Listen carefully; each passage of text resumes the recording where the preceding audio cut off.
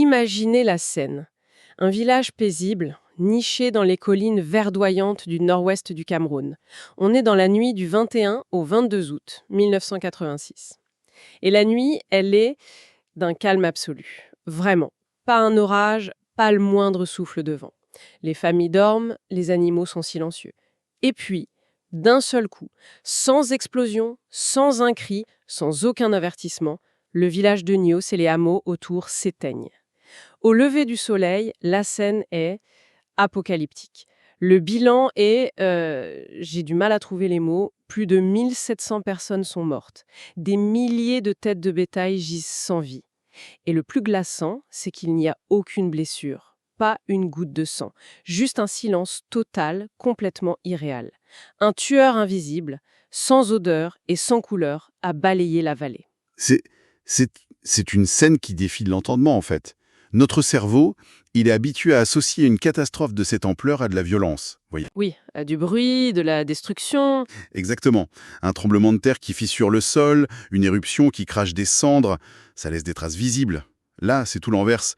Le décor est intact, mais la vie, elle, a été effacée. C'est ce qui rend cet événement si unique et honnêtement si terrifiant. La menace, elle n'est pas venue du ciel ou des profondeurs sous forme de secousses. Elle était là, sous les yeux de tout le monde, déguisée en un élément qui symbolise la vie. Un lac. C'est ça qui est fou. Le coupable était en pleine vue. Et c'est là que l'analyse devient absolument fascinante. Notre mission aujourd'hui, c'est de plonger au cœur de cette catastrophe, l'une des plus étranges de l'histoire moderne, pour comprendre la mécanique infernale qui s'est mise en place. Alors, commençons par ce lac, le lac Nyos. De prime abord, il est magnifique, non? Ah oui, c'est une vraie carte postale. Bruyante. Rien, mais absolument rien ne laisse deviner qu'on est au-dessus d'une arme de destruction massive. C'est le piège parfait. Cette beauté sereine cachait une bombe à retardement géologique. Pour comprendre, il faut s'intéresser à ce qui se passe sous l'eau. Le lac Nyos, il se situe au sommet d'un volcan qu'on considère comme endormi. Endormi, mais pas mort. Voilà. En profondeur, il y a une activité magmatique résiduelle qui continue de libérer très lentement des gaz, principalement du dioxyde de carbone, le fameux CO2. Attendez, je pensais que le gaz dans l'eau finissait toujours par remonter, un peu comme les bulles dans une boisson gazeuse. Qu'est-ce qu'il y a de si spécial avec ce lac pour que le gaz reste piégé comme ça? C'est une excellente question et c'est vraiment toute la clé du mystère. Il y a deux facteurs qui entrent en jeu. La profondeur et la température. Le lac est très profond, plus de 200 mètres. Ah oui, quand même. Et surtout, il ne se mélange pas. Les eaux de surface sont plus chaudes, chauffées par le soleil, alors que les eaux du fond sont glaciales et beaucoup plus denses. Du coup, le CO2 qui s'infiltre par le plancher du lac, il se dissout dans cette eau froide. Et l'énorme colonne d'eau au-dessus exerce une pression colossale. D'accord. Et cette pression force le gaz à rester dissous. Ça l'empêche de former des bulles et de remonter à la surface. Donc si je comprends bien, plus il y a de pression, plus l'eau peut contenir de gaz dissous. Un peu comme une éponge qui se gorgerait d'eau. Exactement. Pour bien visualiser la situation, la meilleure image, c'est celle d'une bouteille de champagne ou de soda. Ah oui! Tant que le bouchon est fermé, le gaz est invisible, il est parfaitement dissous dans le liquide sous l'effet de la pression. Le lac Nyos, c'était ça, une bouteille de champagne géante. Et le bouchon, c'était la couche d'eau de surface. C'est ça. Plus chaude et plus légère. Pendant des siècles, le magma a continué d'injecter du gaz et le lac s'est saturé encore et encore. C'est incroyable d'imaginer ça. Ce paysage de carte de postale était en fait l'équivalent d'un dépôt de munitions chimiques naturelles qui se remplissait tout seul. C'est presque de la science-fiction. C'est une très bonne image. Le système est devenu de plus en plus instable avec le temps. Les couches profondes étaient sursaturées en CO2, vraiment à la limite de ce que la pression pouvait contenir. L'équilibre était de plus en plus précaire. On avait donc cette bombe à retardement chargée à bloc. Il ne manquait plus que l'étincelle. Et la question évidente, c'est qu'est-ce qui a allumé la mèche cette nuit-là, le 21 août 1986 ? Alors, on n'a pas de certitude absolue, mais l'hypothèse la plus probable, c'est un déclencheur physique. Ça pourrait être un glissement de terrain sur l'une des parois du cratère. Une masse de roches et de terre qui plonge dans le lac. Voilà, un peu comme si on jetait un énorme caillou dans un verre d'eau. Ce choc aurait suffi à perturber cet équilibre très fragile des couches d'eau. La couche profonde, sursaturée en gaz, aurait été brutalement poussée vers le haut. Et en remontant, la pression diminue. C'est là que le tout bascule. C'est le début de ce que les scientifiques nomment une éruption limnique. En arrivant dans des zones de plus faible pression, l'eau ne peut plus retenir le gaz. C'est exactement ce qui se passe quand on ouvre violemment une bouteille de champagne. Le gaz sort de la solution de manière explosive. Une mousse incontrôlable. Oui, sauf qu'ici, l'échelle est inimaginable. On parle de millions de mètres cubes de gaz libérés en quelques minutes. Le volume est tellement énorme que c'est difficile de se le représenter concrètement. Les estimations parlent d'environ 1,2 km3 de gaz. C'est un volume qui pourrait remplir une ville entière. Cette libération a été si violente qu'elle a projeté une colonne d'eau et de gaz à près de 100 mètres de hauteur. Incroyable. L'eau déplacée a créé un véritable tsunami sur le lac. Une vague de plus de 25 mètres qui a tout ravagé sur les berges. Mais le vrai tueur, le danger ultime, ce n'était pas l'eau, c'était ce nuage de gaz. Et ce nuage, il ne s'est pas simplement dissipé dans l'air. Non. Et c'est là que la physique devient brutale et sans pitié. Le dioxyde de carbone, il est environ 1,5 fois plus dense, plus lourd que l'air. Donc, au lieu de monter, Il a fait l'inverse. Il a débordé du cratère, un peu comme un liquide visqueux, et il a commencé à dévaler les pentes en suivant le relief, en remplissant les vallées. Un fleuve de gaz invisible et mortel qui se déplaçait à une vitesse de plus de 70 km/h. c'est terrifiant. Le nuage avance donc sans bruit, sans odeur. Il arrive dans les villages, il s'infiltre dans les maisons, par les fenêtres, sous les portes. Il ne détruit rien, il prend juste la place de l'oxygène.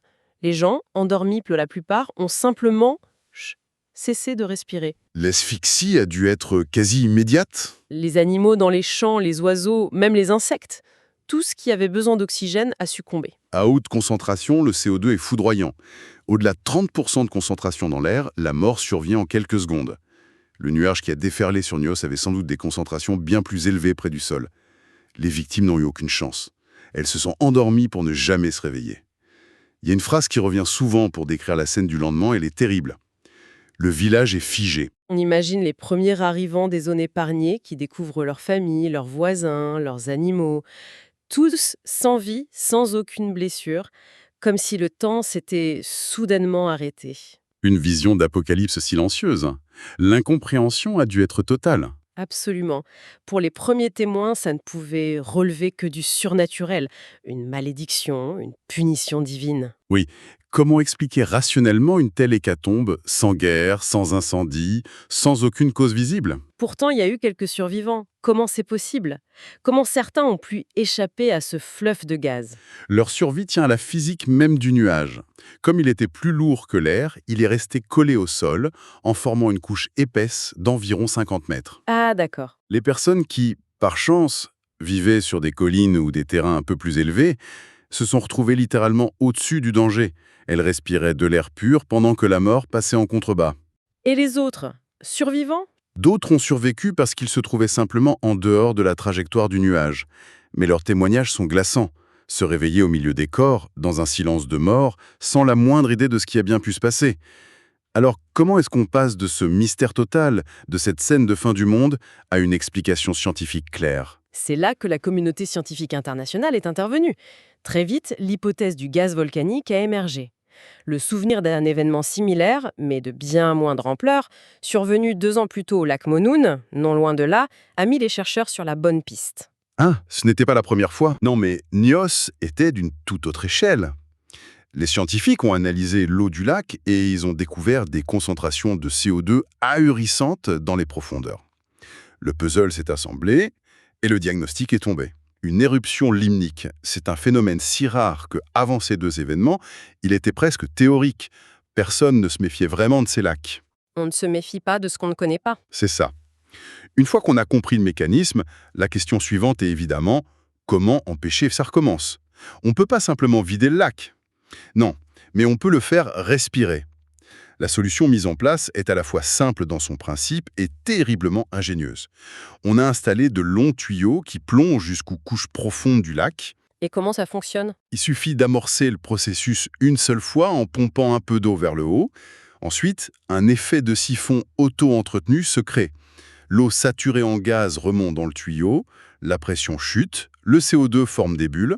Ce qui allège la colonne d'eau et accélère le mouvement. Exactement, ça crée un geyser permanent et contrôlé qui libère le gaz en continu, mais en petite quantité totalement inoffensive. Le lac est donc sous assistance respiratoire, en quelque sorte.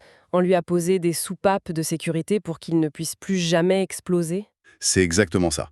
Aujourd'hui, le lac Nyos est sous surveillance constante. On mesure en permanence la saturation en gaz. Mais cette catastrophe, elle soulève une question fondamentale sur notre manière d'évaluer les risques naturels. C'est-à-dire? On surveille les volcans actifs, les failles sismiques. Mais qui, avant Nyos, pensait à analyser la chimie de l'eau au fond d'un lac d'apparence paisible? On a découvert qu'un paysage idyllique pouvait être l'un des endroits les plus dangereux de la planète. Alors si on devait en tirer une idée forte, ce serait peut-être le principe de l'accumulation silencieuse? Nios nous enseigne que les plus grandes catastrophes ne viennent pas toujours d'un choc brutal, mais souvent d'un processus lent, invisible, qui sature un système jusqu'à son point de rupture. C'est une excellente synthèse. Et cette leçon a eu des conséquences très concrètes. La tragédie de Nyos a servi d'électrochoc mondial. On s'est mis à chercher d'autres lacs de ce type. Oui, et on en a trouvé un, bien plus terrifiant encore. Le lac Kivu, situé entre le Rwanda et la République démocratique du Congo. Plus terrifiant. Il est 2000 fois plus grand que le lac Nyos et contient des quantités de gaz environ 300 fois supérieures. Et pour couronner le tout, il ne contient pas que du CO2, mais aussi d'énormes quantités de méthane, un gaz inflammable. Attendez, inflammable A? Ça veut dire qu'une éruption limnique au lac Kivu pourrait non seulement asphyxier, mais en plus provoquer une explosion gigantesque. C'est le scénario catastrophe, oui. Une explosion cataclysmique suivie d'un nuage asphyxiant. Et le pire, c'est que plus de 2 millions de personnes vivent sur les rives de ce lac. 2 millions? La menace est d'une toute autre échelle. La leçon de Nyos est donc devenue une course contre la montre au lac Kivu. Des projets de dégazage sont en cours, notamment en extrayant le méthane pour produire de l'électricité. Nyos nous a appris, de la plus tragique des manières, qu'on doit comprendre les processus invisibles qui se déroulent sous nos pieds, même dans les environnements qui nous semblent les plus stables. C'est une pensée qui donne le vertige. Cette histoire nous rappelle que sous la surface des paysages les plus calmes peuvent se cacher des forces immenses. Et ça nous amène à nous demander quelles autres menaces silencieuses, dans la nature ou ailleurs, ignorons-nous aujourd'hui simplement parce que nous ne les voyons pas.